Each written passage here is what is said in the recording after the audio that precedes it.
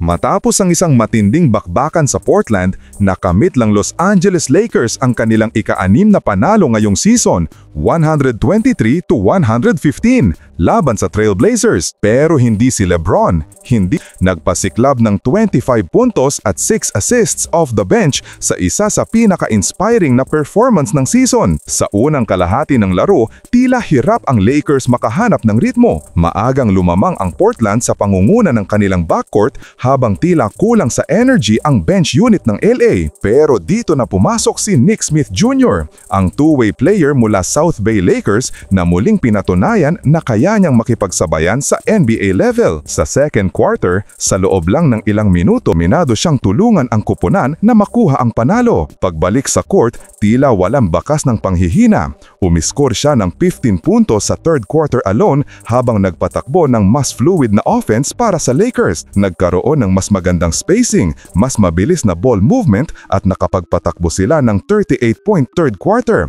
isa sa pinakamataas ng team ngayong season. Hindi rin pinalampas DeAndre Ayton ang pagkakataon na ipakita ang kanyang dominance, nagtala ng 29 puntos at 10 rebounds, habang si Rui Hachimura range at mga putback. Pero sa crunch time, lahat ng mata ay nakatuon kay Nick Smith Jr. Muling nagpasabog ng back-to-back dagger threes ang rookie guard para tuluyang iselyo ang panalo ng Lakers sa score na 123-115.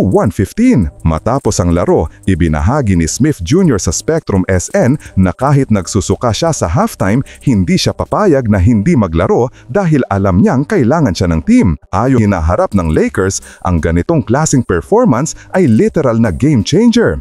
Hindi lang niya tinulungan ang kuponan manalo, kundi nagpadala rin ng mensahe na handa siyang ipaglaban ang roster spot niya sa main team. Kung titingnan, ang tagumpay na ito ay hindi lang tungkol sa panalo. Isa itong patunay na may lalim at puso ang Lakers roster ngayon. Si Nick Smith Jr. ay nagpakita ng karakter, hindi lang talent, kundi resiliency. Sa ilalim ni Coach JJ Redick, lumilitaw ang mga ganitong kwento ng grit at development.